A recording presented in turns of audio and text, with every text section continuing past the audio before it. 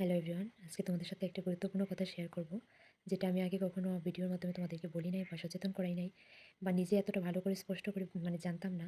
বিষয়টা আমি এখন পরিষ্কার, একদম পরিষ্কার। বিষয়টা হচ্ছে যে মনিটাইজেশনের জন্য সবাই তো ইউটিউবে কাজ করে একটা সিস্টেমের জন্য, কিন্তু কি হয়, সেখানে মনিটাইজেশন অনেক ক্ষেত্রে অফ হয়ে যায়। মনিটাইজেশন ওয়াচ টাইম থাকা সত্ত্বেও মনিটাইজেশন অফ হয়ে যায় বা কখনো হতে চায় না। কারণ কি, যারা লাইভ করো, ভিডিও অথবা অডিও লাইভ করো, কিন্তু তোমরা ভিডিও বা অডিও অন করে রেখে দাও। হ্যাঁ, সেখানে কথা বলো না, কোনো ধরনের কথা বলো না, একবারে কথা বলো না। ইউটিউব কিন্তু সেগুলো এখন আ চেক করছে। চেক করার পর সেগুলো বাতিল করে দিচ্ছে। ওই চ্যানেলগুলোকে বাতিল করে দিচ্ছে। যারা নতুন ক্রিয়েটর আছো, তো আমি তোমাদেরকে বলছি, তোমরা যদি ইউটিউবে ভালো রেগুলারিটি মেইনটেইন করে কাজ করে থাকো, নিয়মিত কাজ করো, ভিডিও দিয়ে থাকো, লং ভিডিও দিয়ে থাকো, শর্ট ভিডিও দিয়ে থাকো, এবং বিভিন্ন ধরনের পোস্ট, ছবি পোস্ট বা লেখালেখি পোস্ট করে থাকো। লাইভ নিয়ে আসলে আমি এটা তোমাদের সচেতন করার বিষয়ে বলছি। যারা লাইভে থাকো এবং অডিও বা ভিডিও লাইভ কিন্তু তোমরা কোনো ধরনের কথা বলো না, তাহলে কিন্তু তোমাদের চ্যানেলটা অনেকটা ক্ষতির দিকে চলে যাবে। যারা অডিও লাইভ করো তারা অবশ্যই কথা বলবে এবং লাইভের কাছে থাকার চেষ্টা করবে। একটু হলেও কথা বলবে, যেন বুঝতে পারে যে তুমি আছো, অ্যাক্টিভ আছো। আর যারা মনে করো যে ভিডিও লাইভ করো, তারা ভিডিও লাইভে অবশ্যই সরাসরি থাকবা।